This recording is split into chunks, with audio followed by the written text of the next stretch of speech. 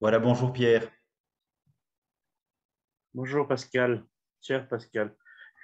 Cher Pierre. Je te remercie d'avoir accepté cet échange un dimanche après-midi pour nous parler d'une communauté d'église en particulier qui est la famille monastique de Bethléem. Mais c'est une problématique évidemment, j'ai envie de dire, plus large dans l'église puisque, comme tu le sais mieux que moi, d'autres communautés ou mouvements d'église ont effectivement été épinglés dans l'actualité pour, je dirais, leurs dérives sectaires, pour faire bref, mais on parle là derrière évidemment d'abus spirituels et sexuels, notamment dans la communauté de Saint-Jean, l'Arche, le Verbe de vie, Fondatio, Foyer de Charité, Focolari, Fraternité monastique de Jérusalem et, je l'ai dit, notamment également la famille monastique de Bethléem, qui toutes quelque part se sont considérées comme étant les sauveurs de l'Église et également le nouveau printemps. Donc j'aurais souhaité effectivement parler de toi cette fois-ci de manière plus particulière de Bethléem. Mais avant cela, Pierre, j'aurais souhaité également que tu te présentes en quelques mots, histoire que l'on sache justement d'où tu vas nous parler. Moi je vais avoir 68 ans, ça fait donc 42 ans que je suis prêtre cette année. Et ce qui est un prêtre, tout prêtre a un ministère, et donc il y en a un que je n'ai pas cherché et qui s'est trouvé plus ou moins tout au long de ma vie, qui s'est amplifié à partir de l'an 2000, et qui est l'écoute des plaintes d'abus, d'abord surtout spirituels, puis ensuite concernant des questions sexuelles. Et qu'est-ce qu'il fallait faire avec ça? Comment fallait-il le signaler? Comment fallait-il prendre en charge les victimes?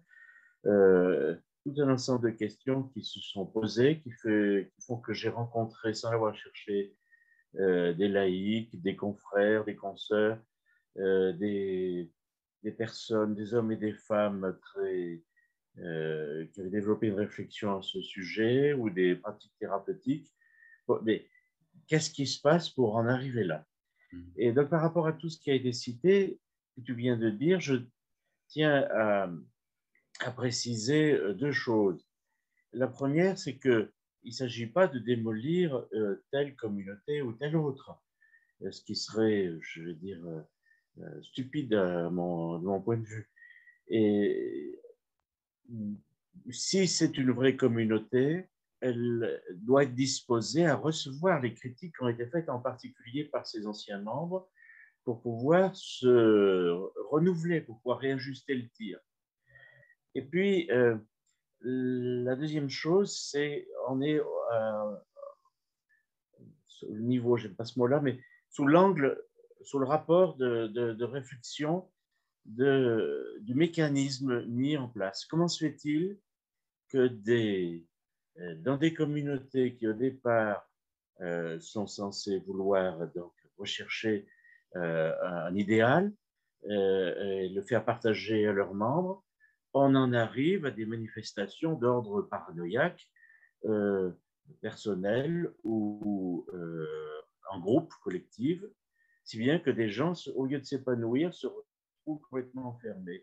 Et c'est dans ce sens-là que j'ai accepté bien volontiers ta, ta demande donc de contact, d'échange, parce que je sais que tu es bienveillant, euh, tu ne poses pas des questions agressives ou vouloir à tout prix prouver que tu aurais raison et qu'il y aurait un bon et un mauvais. Les choses sont jamais aussi simples que ça. Et dans ces communautés que nous citons, il y a d'excellentes saintes personnes. Je vais dire, résumer ça, une secte, entre guillemets, à tous les points de vue, pas seulement au point de vue religieux, c'est 98% de bonnes personnes pour 2% de pourris. Et comment ça se fait que ces 2% arrivent à gangréner tout le reste? C'est ça Mhm. qui fait problème et qui demande qu'on s'interroge. Et je ne suis pas le seul. Si j'étais le seul, bon, ben, il a des lubies. Mais c'est un mouvement général. Il y a même donc une société internationale de l'étude des dérives sectaires, l'ICSA, donc, dont le siège est en Amérique. Je suis allé à un congrès il y a quelques années à Bordeaux quand ils ont fait leur congrès en France. Et c'est un problème d'actualité auquel je me suis trouvé confronté. Et c'est je pense, un mauvais procès que de la part d'un responsable de communauté qui peut se dire mais comment on m'attaque? Non, on ne vous attaque pas, ou d'un évêque en disant mais voilà, c'est toujours ceux-là sont jamais contents. Il faut que... Non, heureusement qu'il y a des personnes, hommes ou femmes, d'horizons très divers, qui disent attention, danger. Et ce danger doit être pris en compte parce qu'il ne s'agit pas qu'il n'y ait pas de communauté monastique, religieuse, du groupe d'évangélisation ou autre. Le problème, c'est pourquoi en arrive-t-il à se comporter comme des sectes? Hmm. Et là, ça, il y a besoin de fortement réagir parce que l'Église n'est pas une secte par définition. Et si elle le devient, c'est extrêmement grave. Il faut vite sortir en vitesse. C'est ça, en fait, tu as raison de le dire, il faut prendre conscience des dérives quand elles existent, parce qu'effectivement, il faut du coup évidemment les assainir pour faire en sorte que la communauté ou le mouvement d'église soit sain et que les personnes qui rentrent ou qui y sont déjà puissent vivre Alors, évidemment leur vie de manière la plus accomplie possible et ne sortent pas évidemment ou ne vivent pas au sein de la communauté complètement détruite. Euh, mais qu'est-ce qui fait en fait, toi, Pierre, que tu t'es intéressé notamment justement à cette famille monastique qui est Bethléem? Comment es-tu rentré il en y a eu deux contact étapes. avec des membres? Il y a eu des étapes. Quand j'étais jeune prêtre et je faisais mon droit canon à Paris, je logeais à Saint-Honoré-des-Laux, où je garde d'excellents souvenirs. Et ça, sur la paroisse de Saint-Honoré-des-Laux, il y a l'église de la rue Victor Hugo, où il y a les sœurs donc, de Bethléem. Et pendant 2 ans, j'ai célébré la messe comme jeune prêtre chez ces sœurs. Il y avait ce double côté. Il y avait des sœurs extrêmement gentilles. Et puis, il y avait une rigidité qu'on ressentait donc déjà à l'époque, qui se manifestait par toutes sortes de tensions, qui nécessitaient qu'au point de vue paroissial, on prenne des mesures de prudence pour éviter qu'il y ait, euh, euh, qui est prise de pouvoir pour imposer sa façon de voir. Et donc, c'était pas facile. Et c'était assez subtil. Et ces rigidités je vais garder un bon souvenir de certaines sœurs qui avaient été vraiment très, très, très gentilles. Et puis, j'avais gardé ce souvenir-là. Et puis, dans la deuxième partie, c'est à partir de 2013 que j'ai commencé à avoir des plaintes. Parce que, dire, mais comment ça se fait que ce soit le Pierre Vignon qui reçoive ça? Parce que ces pauvres personnes ne savaient pas où s'adresser dans l'église, elles pas. On les faisait taire, on leur disait qu'elles avaient tort, qu'elles exagéraient. Et donc, moi, toujours, je suis plein de défauts, je suis plein de limites, mais j'ai toujours cherché à écouter ce qu'on me disait. Et alors, du coup, ah bon, et expliquez-moi ça, c'est pas des râleurs, des gens qui inventent des problèmes, il y en a, mais on finit par les distinguer, on finit par voir.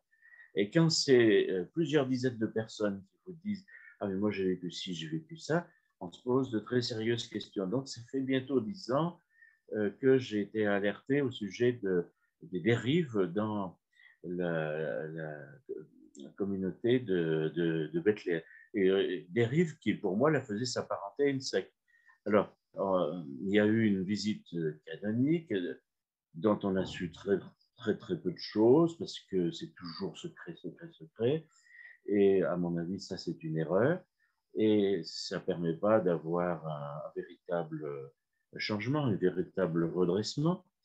Et donc, ce manque de transparence, cette rétention d'informations.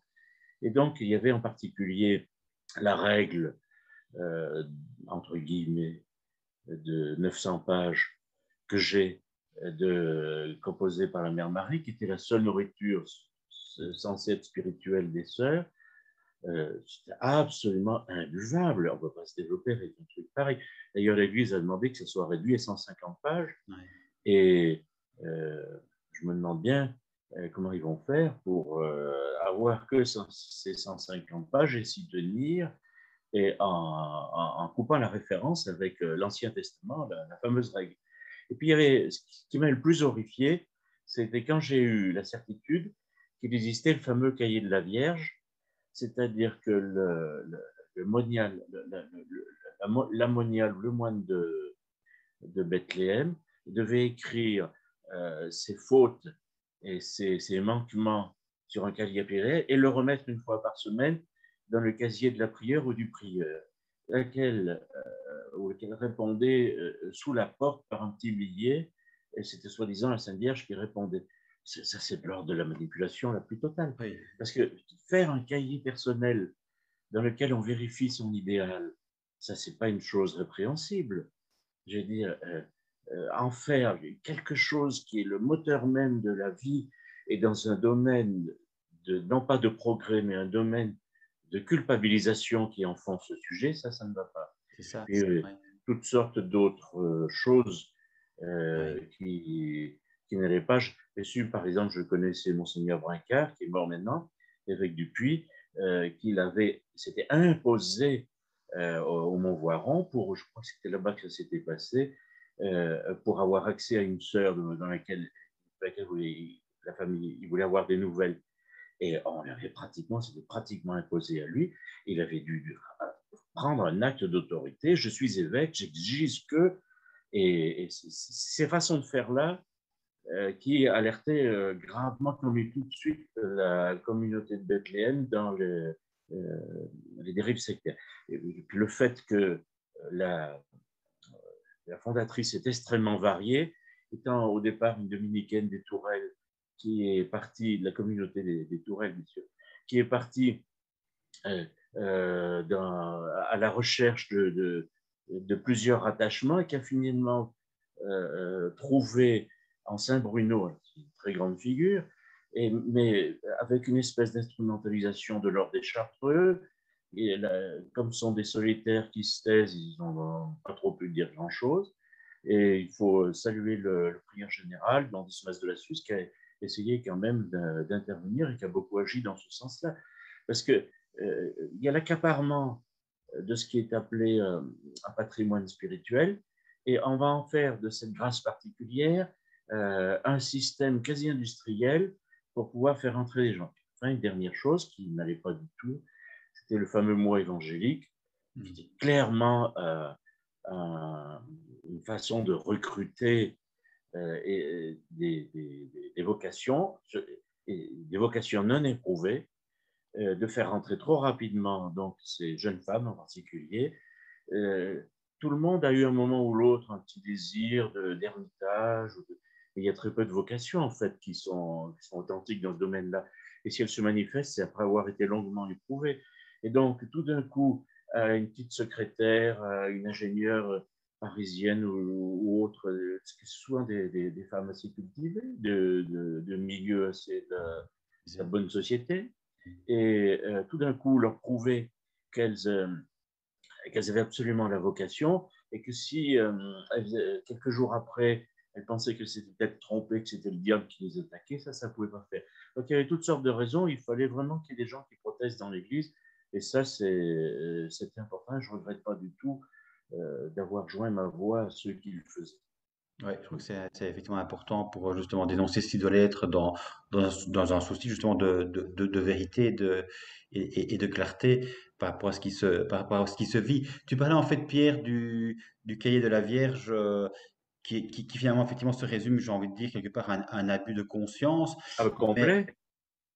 mais je dirais, euh, officiellement, quelque part, comment la communauté de Bethléem se présente? Je veux dire, pour la vitrine, pour le commun des mortels, quand on regarde sur leur site, évidemment, Internet, on a l'impression que tout est rose, que c'est purement et simplement, j'ai envie de dire,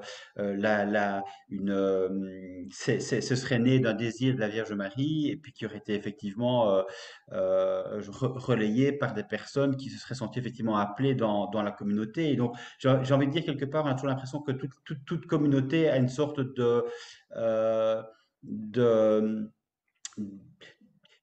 elle sort de terre quelque part comme s'il y avait quelque chose qui était absolument, j'ai envie de dire, un peu de l'ordre du mythe, hein, une sorte d'appel qui descend du ciel. Et puis après, effectivement, on se rend compte qu'il y a des dérives. Mais donc, à l'origine, en fait, comment toi tu perçois la communauté, comment tu la caractériserais? Je vais me baser sur, pour répondre à cette question, sur des considérations générales. Et il y a eu une remarquable conférence d'une écrivaine psychanalyste de renom, Marie Balmary, et qui a été faite le 28 janvier 2019 à la COREF, donc la conférence des religieux et religieuses de France, qui ont réfléchi sur les questions d'abus. Et cette conférence de Marie Balmary, je l'ai, et elle est lumineuse. Elle est lumineuse parce qu'elle montre comment justement, d'un côté, il est sain, il est bon d'avoir un idéal, mais comment il peut y avoir un faux idéal qui s'adresse après à de fausses personnes. Et du coup, on peut tout falsifier. Et alors, elle explique ça, c'est très intéressant, sur la mauvaise compréhension de la notion de perfection. Et la mauvaise compréhension de ce que le Christ dit dans l'Évangile, qui est mal traduit dans l'édition liturgique française, soyez parfaits comme votre Père céleste est parfait. Ça, c'est clairement pas possible. Et le texte original dit, vous serez parfait, parfait au sens accompli, comme votre Père céleste est parfait et accompli. Et donc ça laisse la place à un chemin. Alors, à partir du moment où on se présente à vitrine officielle, c'est un oukase qui est descendu du ciel, la bonne Sainte Vierge, le bon Jésus qui a dit que, évidemment, pas font des coincés, puis alors l'intérêt à marcher droit. Alors qu'en fait, l'Église fondée par Jésus, bon, moi je le crois, puisque je suis prêtre, ce n'est pas, justement, il n'a pas fondé quelque chose qui est un système tout fait qui descend du ciel, et puis vous avez intérêt à obéir. Ça, c'est la vision des traditionnalistes, des intégristes, parce qu'il faut toujours qu'on soit en faute, et puis pour se faire coincer quelque part. Et le bon Dieu n'est pas comme ça. Et ça a commencé, remarque Marie Balmary, par le fait que l'Église est fondée par deux imparfaits qui le reconnaissent, Pierre et Paul. Et à partir de ce moment-là, il laisse la place aux autres imparfaits de rentrer et de faire le chemin qui va les conduire, mais dans l'humilité, à un accomplissement.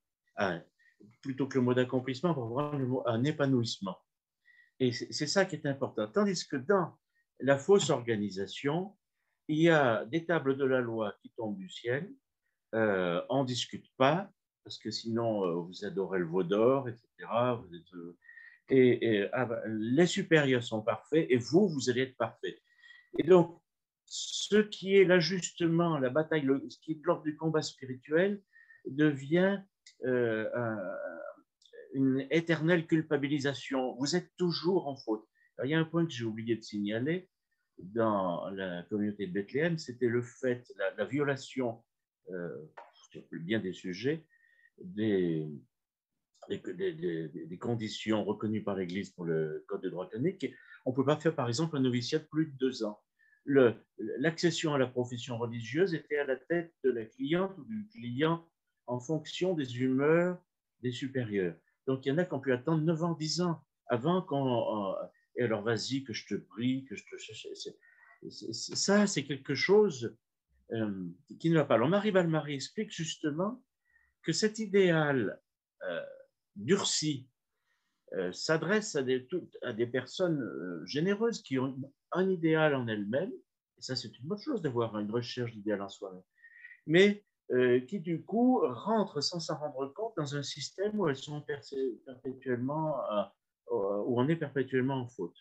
Et c'est là où il y a une dérive et sur laquelle elle a mis le doigt, qui est extrêmement importante. Et elle termine sa conférence, vraiment c'est une conférence lumineuse et remarquable, la différence entre le moule et la matrice.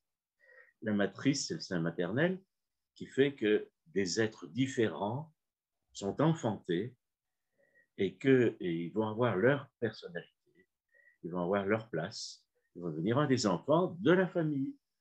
Tandis que dans le moule, on remplit le moule et puis, on a intérêt à être tous pareils. Et puis, s'il y en a qui ne correspondent pas sur la chaîne de production, gare à lui. Alors, comme moi, je n'ai jamais correspondu, on m'a toujours dit depuis mon enfance, vous n'entrez pas dans les moules. Après, j'ai grandi, je répondais, c'est normal, je préfère les huîtres.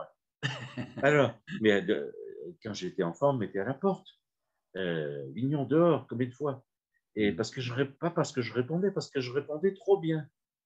Et c'est cette différence entre le moule et la matrice qui est importante. Il faut aider les communautés qui sont bâtis sur un idéal trop strict, où on est en faute culpabilisante par rapport à cet idéal, au manquement par rapport à cet idéal, à devenir des communautés où il y a un élan dynamique qui va vers l'avant, qui aide les personnes qui le suivent à remonter. À ce moment-là, il y a la place pour la respiration. C'est ça la différence. Et on peut se faire tromper parce que le système du faux idéal se plaque sur une vraie communauté, dont les origines d'ailleurs peuvent être bonnes quelque part. Et c'est comme une gangrène, comme une maladie que cette communauté prendrait, et c'est bien très difficile de guérir de cette maladie-là. Ouais. Et il y en a, c'est carrément des trucs faux au départ. Hein. Bon, ça, on va pas faire une liste, mais euh, la, quand on découvre ben, les pauvres victimes, c'est très, très difficile. J'ai joué ma vie sur un truc où on m'a menti du début jusqu'à la fin. Non, mais il y a les choses sont beaucoup plus subtiles et beaucoup plus fines. Il y a des gens qui se sont fait, qui se sont fait avoir par le système plaqué sur le système de, c'est-à-dire là où on a fait du mécanique, où il devait y avoir de l'organique. On a fait du plaqué et du mort sur ce qui était censé être vivant. C'est cette différence-là.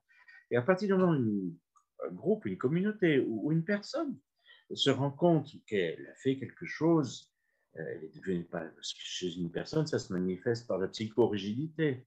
Mm. Oh là là, dès qu'on dit quelque chose qui ne va pas dans son sens, elle est attaquée, c'est des crises, c'est des... Oh là, c'est extrêmement grave.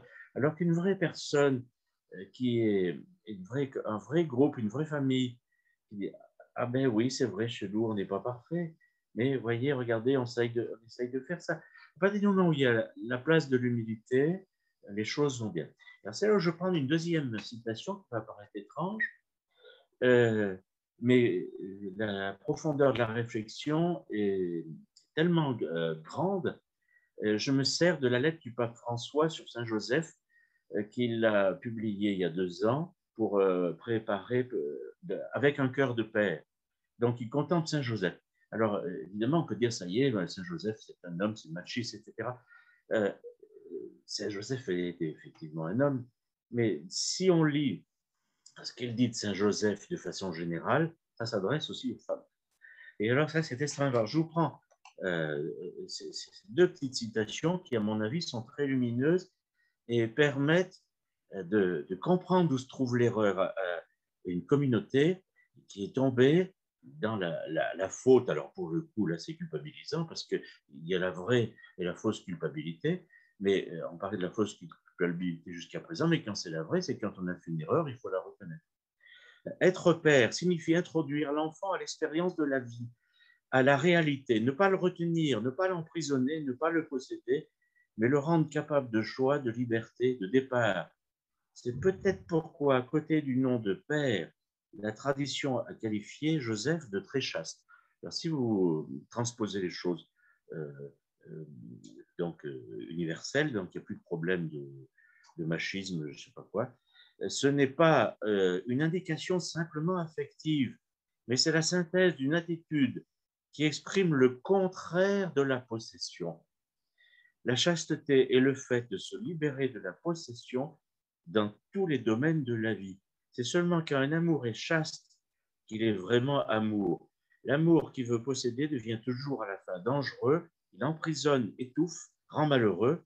Dieu lui-même a aimé l'homme d'un amour chaste en le laissant libre, même de se tromper et de se retourner contre lui.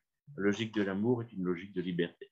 Ça, Mm. c'est très important, j'ai trouvé ce passage, ça permet de comprendre où des communautés entières peuvent, avec tout un baratin pieux, mais prendre une fausse direction spirituelle où là, des gens qui sont dans la religion, c'est mon cas, doivent dire non, non, non. La vie contemplative, c'est pas ça.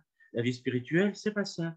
Il ne s'agit pas de rentrer dans telle perspective. À partir du moment où on vous empêche de respirer, on vous empêche de vous épanouir, on vous empêche de trouver votre chemin, on vous empêche même de faire de l'inédit. Et à un moment, il parle de ça, c'est très beau dans sa lettre. C'est une communauté qui devient toxique. Ouais. Et des communautés toxiques, on n'en a pas besoin. Oui, et Pierre, pour rebondir sur ce que tu dis, en fait, le pape François a mis en garde à plusieurs reprises les communautés et mouvements d'église, justement en leur disant, gardez votre place, sachez aussi respecter le cheminement de chaque personne et éviter quelque part justement l'abus sur les consciences et faites en sorte que les personnes puissent effectivement éventuellement rentrer dans une communauté quand elles sont réellement mûres et ne pas faire effectivement du chiffre pour faire du chiffre. Donc, je pense qu'à un moment donné, effectivement, le pape lui-même s'est rendu compte que certaines communautés étaient déviantes du fait même qu'elles voulaient absolument, quelque part, être ce que je disais tout à l'heure, les sauveuses de l'Église, ce nouveau printemps, et que du coup, on bafoue un petit peu la personnalité des vocations et on les fait rentrer, comme tu disais, un petit peu dans le moule. Alors, je voudrais reprendre quand même, parce que ça me paraît effectivement intéressant. Tu as préfacé déjà quand même quelques livres, je dirais, de victimes de mouvements de communautés d'église. Il y a eu notamment Rien Tapati, dont tu as préfacé effectivement le Oui, livre, qui a vécu pas mal d'années dans les Focolari. Et puis, pour en revenir effectivement à la famille monastique de Bethléem, il y a ta préface dans le livre de Patricia Blanco Suarez, 15 ans dans l'enfer de la famille monastique de Bethléem. Et donc, tu dis notamment ceci dans ta préface: les communautés déviantes sont une réalité universelle dont on commence seulement à prendre conscience dans l'Église catholique. Et c'est vrai que quelque part, l'Église a plus de mal, évidemment, de reconnaître ses propres dérives que éventuellement de les pointer dans la société civile, je dirais. Moi, ce qui m'a interpellé, en fait, Pierre, d'autant plus que tu es effectivement prêtre, et donc on ne peut pas évidemment dire que tu serais quelque part complotiste ou par définition contre l'Église, mais ce qui m'a interpellé, je le disais, c'est que par rapport à Bethléem, en tout cas au moment où tu as préfacé le livre, tu nous diras si ta vision a changé depuis effectivement la réforme qu'essaie de mettre en place Bethléem, mais en tout cas dans la préface, tu parles de Bethléem comme étant une secte. En général, on dit que les communautés ou les mouvements d'église ont en leur sein des dérives sectaires, mais c'est extrêmement rare effectivement d'utiliser le mot secte pour une communauté ou un mouvement d'église qui est quand même censé précisément être inspiré par l'Esprit Saint. Est-ce que tu maintiens ce terme-là? alors Et le mot secte pose énormément de problèmes en lui-même à tous les points de vue. Donc, euh, mais en fait, quand il y a dérive sectaire, ça veut dire qu'il y a une maladie euh, qui, qui atteint la communauté, une pathologie qui vous rend secte. Et alors, du coup, après, on retrouve toutes les caractéristiques. Parce que si une personne est prise en compte, comment ça se fait, par exemple, qu'une personne qui élève une fois le sourcil en disant vous croyez, soit considérée comme tout d'un coup un ennemi, un danger de la communauté, qu'elle soit mise à part, qu'elle soit conduite vers la sortie. Et c'est quelque chose qui ne va pas, ça. Puisque une fois qu'on est engagé dans une communauté, c'est censé être votre nouvelle famille. Alors, comment ça se fait qu'on vous traite comme ça dans une famille? Normalement, on doit assurer votre bien-être. Je connais le cas d'une religieuse cloîtrée qui s'est mise à faire, après 30 ans de présence dans sa communauté, très fidèle, une très bonne religieuse, des crises de claustrophobie. Bon. Ça veut dire que son corps a parlé pour elle et qu'elle subissait des pressions colossales et que la communauté était en faute grave et en dérive complète. Cette comité contemplative, une quinzaine de personnes, est devenue une secte. Et alors, la sœur, non seulement il faut qu'elle soit exclue, alors il n'y a plus le pouvoir, comme au Moyen-Âge, de faire monter les gens sur des bûchers pour les brûler, mais sinon ils ne se seraient pas privés. Hein. Alors après, on mégote parce qu'on ne veut pas qu'ils aient récupéré leurs affaires, on ne veut pas qu'ils aient l'argent auquel ils ont droit, on ne veut pas leur donner. Et la personne, on veut absolument, son existence est une attaque contre la sainte communauté qu'on veut paraître. Mais ça ne fonctionne pas comme ça. Dans les communautés fondées par des imparfaits où rentrent des imparfaits, et ben voilà, à un moment, il se passe telle ou telle chose. Et puis, mon frère, ma soeur, mon fils, ma fille, eh ben, quel est ton problème? Puis, suivant les besoins que tu ressens et la gravité, c'est ce qui est expliqué dans les Actes des Apôtres pour la première communauté. On va répondre à tes besoins. Et à partir de ce moment-là, ben, même une communauté peut avoir des membres malades et qui ne sont pas des dangers pour la communauté. On devient un danger à partir du moment où ce sont des communautés de parfaits, fondées par des parfaits, où on veut faire rentrer des parfaits dans des moules, et puis à la fin, ça n'avance pas assez vite. Puis alors, pour que ce soit le printemps de l'église, j'y pensais tout à l'heure, on ne déclare pas que c'est le printemps parce qu'on a mis des fleurs en papier crépon. Hein. Voilà. Donc, les fleurs, elles viennent naturellement et elles sont parfumées et elles font des fruits. Mm. Mais quand c'est des fleurs forcées, bon, ben, voilà, non, je dis les fleurs en papier crépon parce que nous, dans la Drôme, on a les chars, les corsos au printemps, avec les chars très jolis qui sont en fleurs en papier crépon. C'est très bien, c'est toujours joli, c'est toujours des jolies fêtes. Mais pour transposer l'image dans l'église, ça ne fonctionne pas. Et euh, c'est ce décalage qui est de focus. Le mot, ça dépend comment on écrit focus. Et donc, là, qui est tellement proche et qui est tellement différent et qui est faux. Et normalement, une responsable spirituelle doit se rendre compte et doit ramener au réel, doit ramener au vrai. La, la vie chrétienne est une vie qui demande des choses en plus de la part du Seigneur, qui ne sont pas toujours faciles pour tout le monde à suivre. Mais Jésus n'est pas là comme un grand surmoi universel qui nous regarde en disant je vais être coincé, tu vas y arriver avant la sortie du bois, je vais arriver à être coincé. Bon, ça, c'est la vision janséniste. Et ça, on a quelque chose en nous qui collabore à ça, parce qu'on a toujours plus ou moins un sens de la fausse culpabilité et de recherche d'un idéal qui nous verrouille, parce que c'est ça, on a toujours un peu de la peine à être. Mais ça, c'est de l'anti-vie, c'est de l'anti-spirituel, ça détruit les personnes, ça détruit l'Église, et ça détruit le témoignage, et c'est ce qu'on assiste souvent, à quoi on assiste malheureusement souvent dans un certain nombre de réalités. Alors, quand on découvre ce genre de cancer qui s'est attaqué qui s'est mis dans ta vie, il faut le dire. Alors, c'est sûr que quelqu'un qui dit vous avez le cancer, mais qui êtes-vous, vous osez dire ceci, cela, regardez, la envers machin. Mais attendez, vous avez vu la sortie de votre monastère et vous avez vu les notes d'antidépresseurs à la pharmacie voisine du monastère que vous avez, etc. Il y a tout un ensemble de choses qui ne trompent pas quand même. Mm. Oui, tout à fait, Pierre. Et c'est vrai que quelque part, c'est ce que tu dis aussi, c'est quelque part, c'est que les victimes sont souvent vues comme des brebis galeuses, c'est-à-dire qu'elles sont responsables effectivement de leur propre situation et la communauté du coup ne se remet pas en question.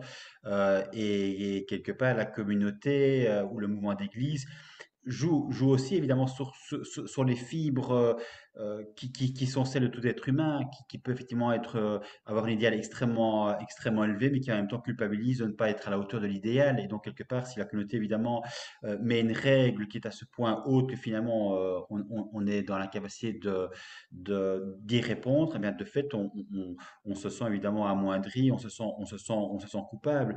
Euh, pour revenir du coup à Bethléem, tu dis dans ta préface, Pierre, que les critères de la secte, c'est le mot effectivement que tu cites, sont tous présents, aucun ne manque. Alors il y en a effectivement toute une série que je vais pas reprendre parce que c'est un tout petit peu long, mais si tu devais quelque part Aucun mettre ne en manque exergue... dans le témoignage présenté authentique par Patricia Blanco, Oui, qui est une oui, personne dont on ne peut pas mettre en cause la bonne foi. Parce oui, qu'elle, d'ailleurs, elle-même prend toujours un soin pointu de bien distinguer d'où elle parle, comment elle dit, etc. C'est tout une à personne fait. très mesurée. Et donc, si ça avait été une personne et que c'était une victime, parce que ça peut arriver, j'aurais peut-être hésité à faire la préface parce que il n'y a pas de raison de. Mais il ne s'agit pas d'un brûlot, son livre. Son Non, pas livre, du tout. il est fait pour aider. Mais Il est fait pour aider. c'est son témoignage de vie et je pense qu'il faut effectivement l'entendre. Mais ma question en fait était quelque part si tu devais donner les critères essentiels de la secte ou dérive sectaire au sein de Bethléem, comment tu définirais en fait ce qui est effectivement essentiel à regarder en face pour justement assainir la communauté? Ah, je vais être cruel. Je vais reprendre le mot de monseigneur Christophe de Beaumont, l'archevêque de Paris, au XVIIIe siècle par rapport aux religieuses de Port-Royal. Elles sont pures comme des anges, orgueilleuses comme des démons. Ouais, Et à partir du moment où dans une communauté, un mouvement d'église, une paroisse, n'importe où que ce soit, on oublie l'humilité, qui est essentielle, hein, c'est le départ de tout.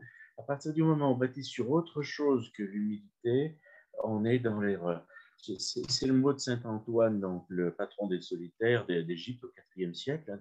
C'était dans une de ses lettres, c'est très très beau.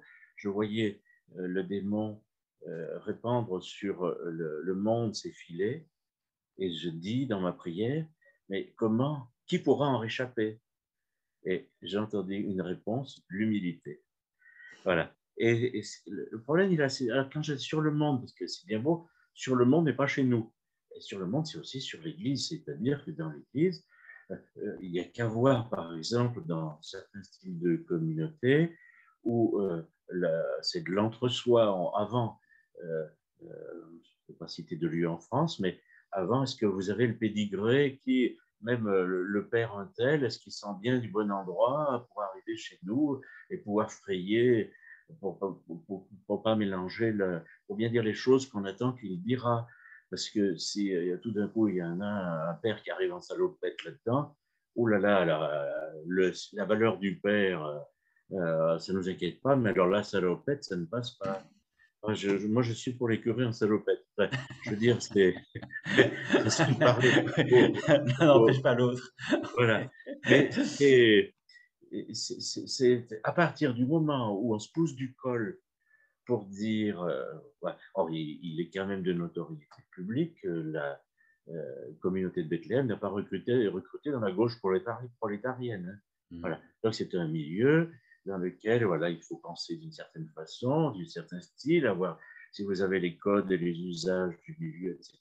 Puis si vous savez faire, vous montrez dans l'appareil, sinon on vous fera sentir que vraiment, ça, ça n'est pas chrétien, c'est déjà tout simplement pas humain. Alors là, à partir du moment où on se pose du col, euh, moi, je vais dire raconter quelque chose qui va paraître vulgaire, mais qui ne l'est pas.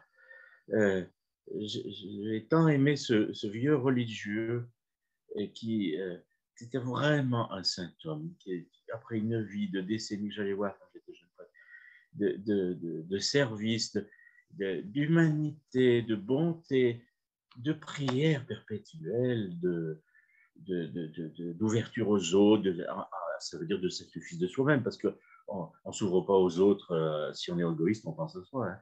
Voilà. Et donc, c'est un homme qui était un rayonnement de bonté. Et puis, alors là où j'allais le voir, c'était dans une maison religieuse où il y avait, donc, il sortait les personnes âgées quand il faisait beau sur la terrasse. Et puis voilà. Alors, les autres étaient, ben, c'était âgés, fatigués, malades. Alors, c'était un peu assoupi. Puis lui, il avait encore tout son esprit, tout guilleret. Puis à ce moment-là, pendant qu'on parlait, il y en a un qui lâche une caisse. Bon, voilà, il pète, pour parler français. Et alors, à ce moment-là, il me fait, ah, tiens, il y a un prisonnier qui vient de s'évader. Mais moi, c'est une image que je prends. Alors, j'ai ri, bien sûr, tant que j'ai pu. Voilà. C'est, il faudrait qu'on pète dans l'église. Parce que il y a la grande réunion, la grande mère abbesse, le grand monseigneur, le grand machin et tout ça. Mais on n'est que des êtres humains. Bien sûr qu'il faut célébrer le culte de Dieu avec tout l'honneur qui lui est dû, qu'il faut réfléchir théologiquement avec tout ce qu'il faut pour réfléchir, que ce soit tout à fait de niveau, qu'il faut se tenir avec un minimum de tenue pour que ça ait quand même une certaine allure et tout ce qu'il faut. Ça, je suis tout à fait d'accord. Mais de temps en temps, il y a le faux idéal avec les faux parfaits qui c'est pas respirable. Mm. Et c'est là où les gens qui pètent sont très précieux. Et parce qu'ils ramènent les choses, ils ramènent les choses, remettent tout d'un coup les pieds. Il y a plus d'orgueil pour essayer de paraître ce qu'on n'est pas. Et là, ce que je souhaite à la communauté de Bethléem, c'est pas qu'elle ait plus de sœurs, c'est pas qu'elle ait plus de monastères. Ce que je souhaite, c'est qu'elles respirent, qu'elles retrouvent, qu'elles quittent leur faux self, comme dit Marie Balmary, en général, sans parler particulièrement d'elle, mais c'est moi qui applique, et qu'on sente qu'elle respire, qu'elle vive, que la petite sœur ben, chantonne, elle est contente, elle revient parce qu'elle a rencontré le bon Jésus, elle a secouru un frère, elle a fait un service, que la supérieure ne se prend pas pour la révérende mère qui contrôle les consciences et qui va rapporter à Vladimir Poutine tout ce qui a été fait pour pouvoir être mis dans un goulag. Et à partir du moment, ça se sent, une communauté où on respire, une paroisse où on respire, où quelqu'un est accueilli. Il y a plein d'endroits où j'entends souvent, on me parle beaucoup à moi. Oh là là, mais non, c'est raide comme c'est raide la justice, là, vous n'avez pas intérêt à. Mais ça, c'est pas. Dans certaines communautés, c'est comme si on rentrait dans ces vieilles filles qui existaient quand j'étais jeune, ou alors on allait les saluer, alors il fallait prendre les patins, il fallait pas ci, il fallait pas là, il fallait. Ouh là là, alors notre mère, avant de nous préparer pour pouvoir que ses enfants ne lui fassent pas honte et qu'il n'y ait pas une catastrophe, et quand dans une communauté il faut prendre les patins, ça ne va plus. C'est que.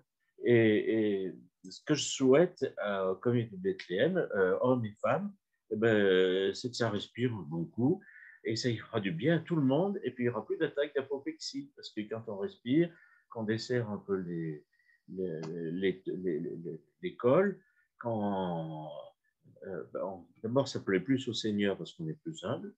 Et puis du coup, on n'a plus besoin de commander la terre entière pour y arriver. Voilà. C'est ça. Mais en fait, Pierre, pour rebondir sur ce que tu dis aussi, tu parlais du mot humilité qui permet justement d'éviter les dérives. Et donc, j'ai envie de dire, à l'inverse, le manque d'humilité, justement, génère ces dérives dont tu parles dans la préface du livre de Patricia.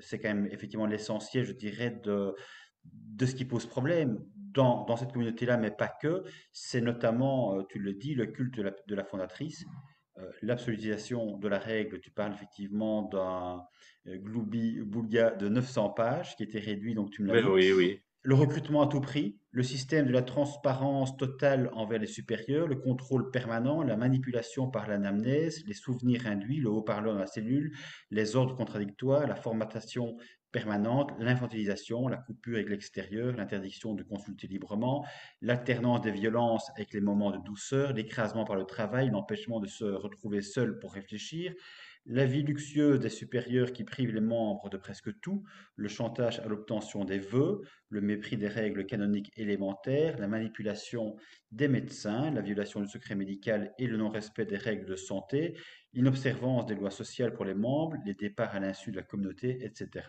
À Bethléem, dis-tu, le tableau est complet. Ajoutons la manipulation féminine de la vanité des cardinaux et des évêques dont les noms sont vite décryptés.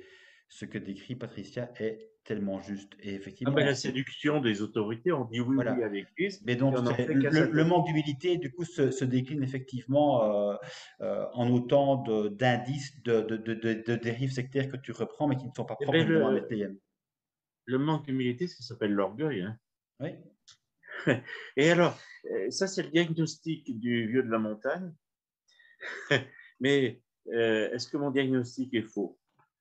Alors, c'est là la question.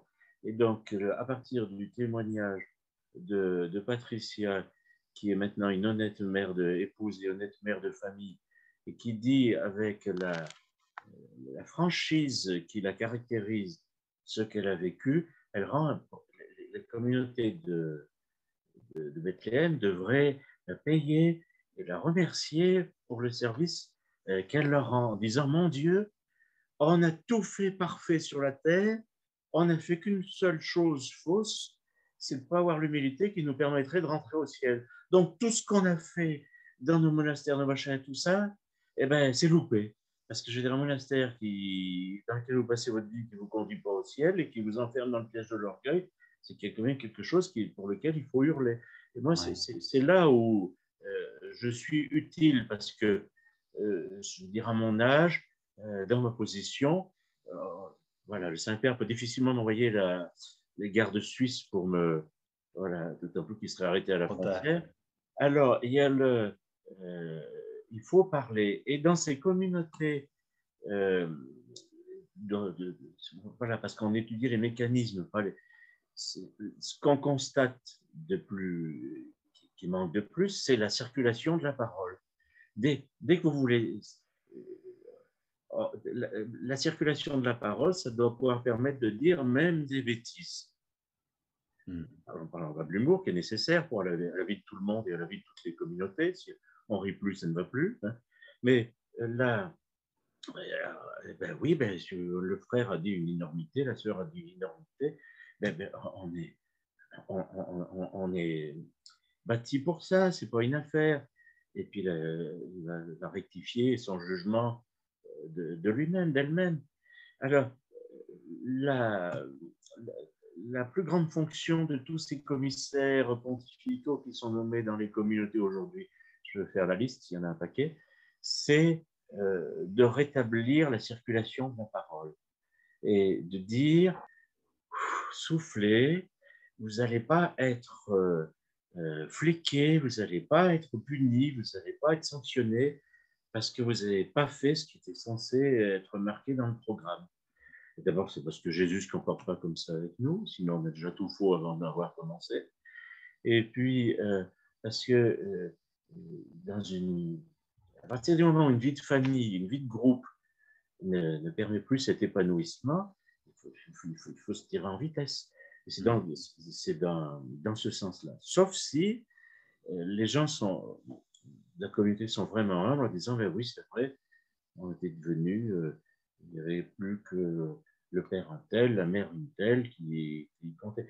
Moi, je n'ai pas rencontré, j'ai jamais rencontré, j'aurais pu la sœur Marie quand j'étais jeune prêtre, mais parce que j'avais déjà cet instinct personnel donc on m'annonçait comme une sainte vivante qui allait passer. Donc du coup, moi, une sainte vivante c'est bien, mais un peu trop déclaré, un peu trop annoncé. Je ne suis pas prêt à me. Voilà.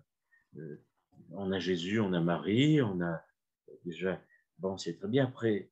Mais puis après, plus tard dans ma vie, les faits, les événements ont fait que je me suis rendu compte que Sœur Marie, ben, c'était pas la sainte qu'on m'avait présentée. Voilà.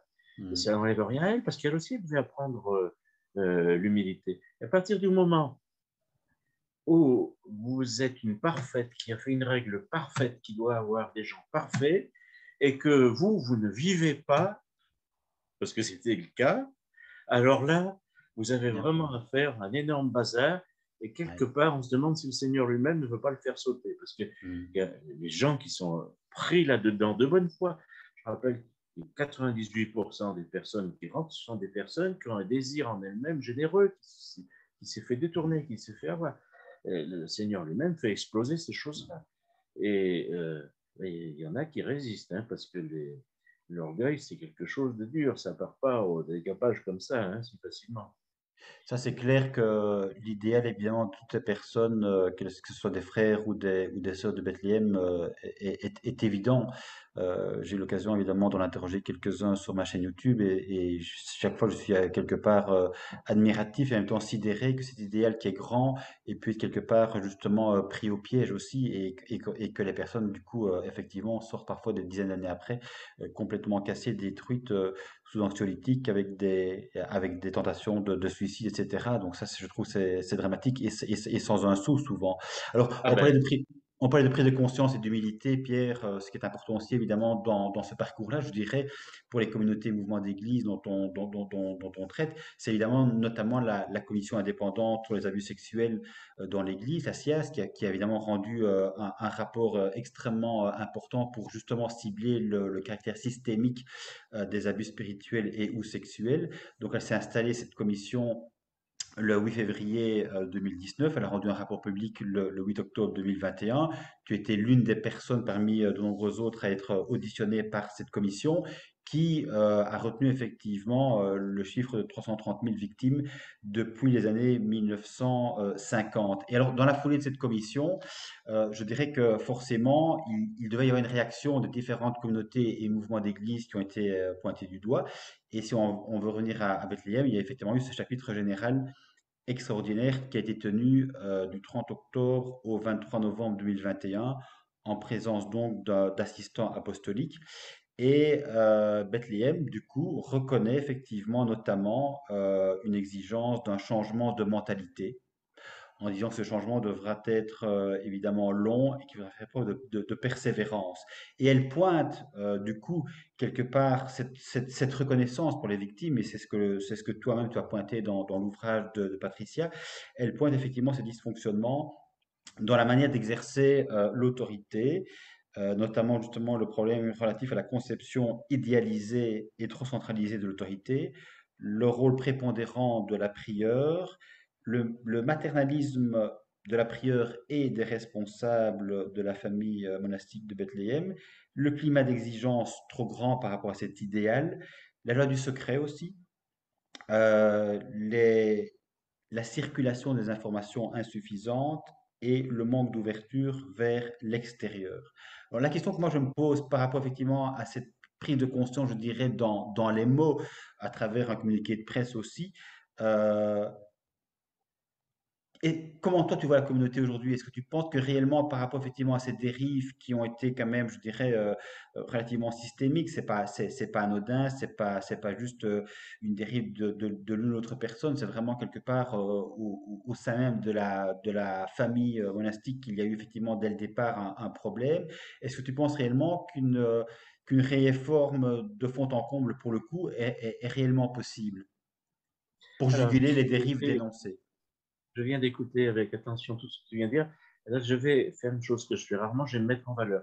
Le rapport de la SIAZ, M. Sauvé me l'a envoyé dédicacé personnellement et en me disant que sans l'action de personnes comme moi, ça n'aurait pas été possible.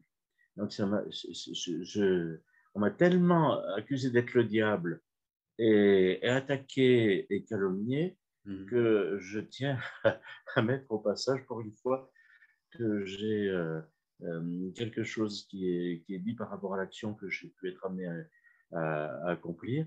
Euh, je le dis tout simplement. Mhm. Deuxièmement, je suis très heureux évidemment de ce chapitre et de ses conclusions. Il faut être juste. Mais je ferai la précision suivante. Entre le diagnostic et la réception du diagnostic, après, il y a la prise de la médecine. Donc, le malade n'est pas guéri en disant: Ah, cher docteur, vous m'avez dit que j'ai le cancer. Ah, ben c'est merveilleux, j'ai le cancer. Voilà. Donc, après, il y a le protocole des soins à suivre si on veut tenter d'y échapper. Et c'est maintenant le suivi de ce protocole de soins qui est important pour tous ceux qui s'intéressent aux dérives sectaires dans l'Église. Puisque je rappelle que ce n'est pas une lubie de ma part. Il y a tout ce qui s'est passé a amené la conférence des évêques de France depuis un certain nombre d'années à faire un groupe dérive sectaire qui est rattaché directement au président des évêques de France pour ne pas être court-circuité et qui actuellement qui a d'abord été présidé par Monseigneur Planet, maintenant par Monseigneur Brunet, évêque du Havre, je crois, et qui travaille très sérieusement, sans bruit, mais à la question des dérives sectaires internes à l'Église. Et ça, donc, ça, c'est un vrai protocole de soins pour le soin des maladies. Ça, c'est très, très bien. Et donc, c'est très bien qu'il y ait un chapitre, mais ben, ça y est, on a fait un chapitre, on referme les portes du monastère et on recommence comme avant. Eh bien non. Maintenant, le mal a été nommé, il a été reconnu et maintenant, il faut le suivi dans une certaine transparence du protocole de soins pour que d'ici une dizaine d'années, dans le meilleur des cas, on dise cette communauté qui avait finalement a bien repris, est bien redevenu spirituel, est bien reparti sur l'humilité. Je le dis en, en prêtre ancien maintenant, bon, au bout de 42 ans quand même, le sacerdoce peut me présenter comme tel, je ne suis plus un perdreau de l'année. C'est il faut que ça pète et que ça rit. Et à partir du moment où la parole recirculera, où quelqu'un pourra dire quelque chose sans être mis au pilori, ben ça ira bien mieux. Et puis, c'est dans une communauté, il n'y a pas d'offense envers la supérieure, parce que quand on relise le dialogue des Carmélites de Georges Bernanos, hein, ce passage toujours mais en arrière, quand il y a la sœur Blanche de la Force, alors l'idéal du martyr, et toutes les sœurs qui font le feu du martyr, et tout ça. Puis alors il y a la nouvelle prieure qui arrive et qui dit, oh là là, mes filles, devant dans les voies, le vent dans le voile allait vous emmener dans les hauteurs comme le ballon de Monsieur Pilate, en fait, comme les premières montgolfières, et alors qui venait juste d'avoir lieu à ce moment-là. Et donc, on sent qu'elle les ramène par terre. Moi, je suis pour le traitement de la prière du dialogue des Carmélites, qui ramène voilà, on était en montgolfière et tout, bon, on vous ramène sur terre. Et comme ça marchera très bien. C'est ça le Ouais. problème. Et ça, il faut qu'il y ait des gens qui le disent, qui décrivent, qui montrent qu'ils ne sont pas, leur discours n'est pas haineux. C'est pas ça qui m'anime en tout cas. En disant, c'est pas un discours paranoïaque en disant, ah, vous avez, je vais vous coincer. Non. C'est le discours de petits fonctionnaires étroits, ça ne fonctionne pas. Mais dire, il y a des gens qui alertent et qui mettent en garde et qui disent attention, attention. Après, ben, le reste du travail, c'est béni par le Saint-Esprit, parce qu'à partir du moment où on retourne à l'humilité, le bon Dieu nous aide. Hein. Et puis ça va mieux. Dès qu'on est décoincé, on respire, on dit ben oui, dans ces conditions-là, je veux bien rester dans la communauté.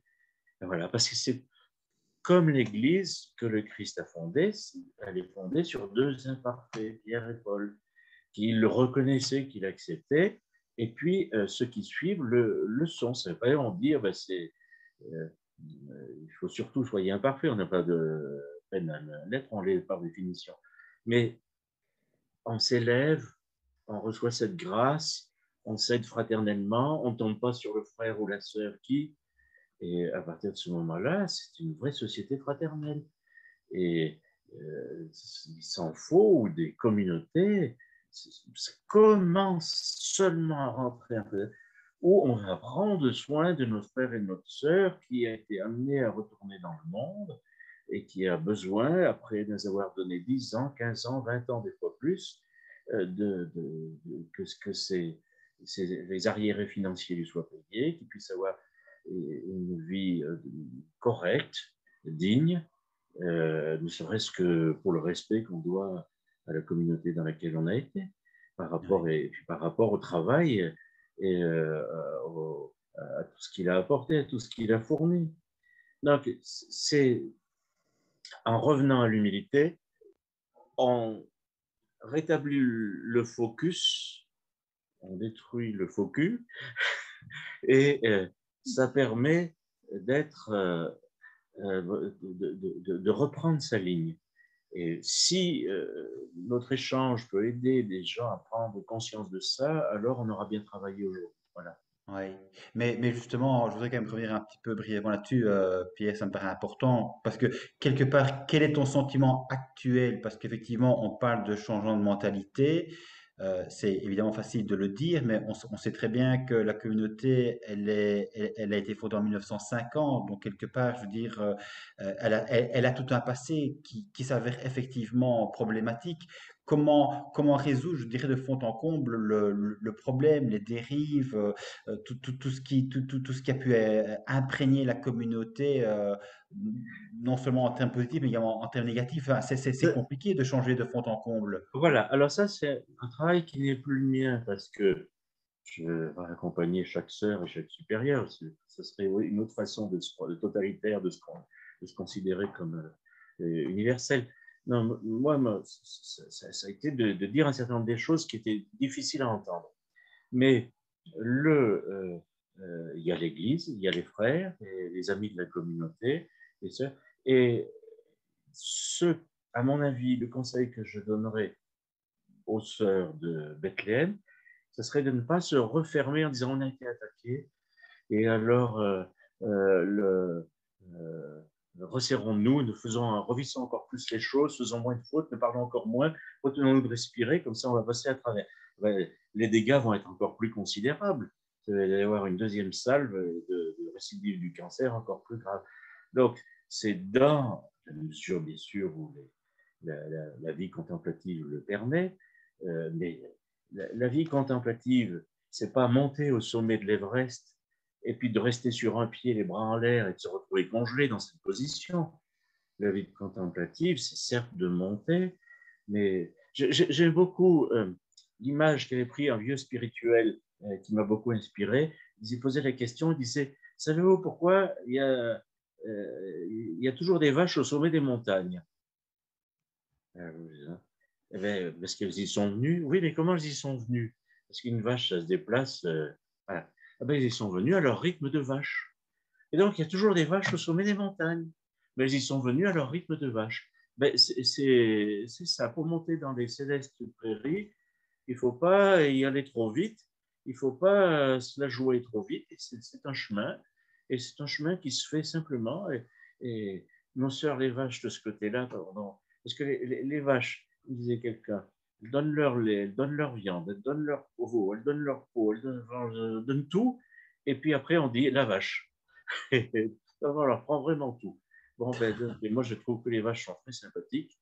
Et dans la vie spirituelle, c'est une très belle image pour la façon dont les communautés doivent se transformer. Donc, mon conseil, en part puisque c'est davantage sur l'histoire de Bethléem qu'on parle, dont on parle, eh bien, euh, mes sœurs, remerciez le Père Vignon et d'autres, remerciez surtout vos anciennes victimes qui ont eu le courage de parler, de dire si vous n'aviez pas parlé, l'oxygène n'aurait pas pu rentrer chez nous. Mhm. Et voilà, grâce à vous, on peut respirer de l'air pur. Et puis, on va continuer à brouter, mais comme des vaches. Et alors, du coup, voilà, ce sera beaucoup mieux. Ce sera beaucoup. Et puis, ça fera des. Voilà. D'accord, Pierre. Je ne sais pas si éventuellement tu souhaiterais encore dire quelque chose d'important J'ai toujours des choses à dire. qui n'a pas été dit, ou bien J'ai si tout a toujours des été choses à dit. dire. En tout cas, je te remercie pour cet échange qui nous a permis un petit peu de brosser justement le portrait de Bethléem, les dérives et ce vers quoi, de fait, la communauté pour être assainie devrait tendre. Et donc, tu étais quelque part le premier effectivement à prendre la parole. L'idée étant également par la suite, j'ai envie de dire de ne pas en rester là, mais de donner effectivement, dans le cadre d'autres échanges, la parole à des victimes ou témoins de ce qui effectivement a pu être vécu au sein de la famille monastique de Bethléem. Donc, on aura l'occasion de revenir plus en détail, je dirais, sur les dérives, ce qui a posé problème, et aussi cet espoir évidemment d'une réparation pour les torts commis. Donc justement, ne pas simplement dire de manière théorique on regrette, on reconnaît nos torts, mais aussi évidemment dans le concret, reconnaître ces torts en les réparant aussi. C'est important évidemment pour les Voilà, victimes pour qu'elles puissent se reconstruire. tout à fait. Et souhaitant à cette série de vidéos de permettre de réfléchir, de décontracter, de permettre de respirer. Et puis, on n'est pas pour l'extermination des sœurs et des frères de Bethléem. Mais à partir du moment où ils seront bien dans leur cool, enfin dans leur vocation, dans leur pro, ben, ils rendront service à tout le monde, y compris dans l'Église et puis en dehors de l'Église. Voilà. Très bien. Je te remercie, Pierre. À Merci une prochaine Pascal. peut-être. À Ben, bientôt. voilà. Oui. Au revoir. Bonne soirée. Au revoir. Merci.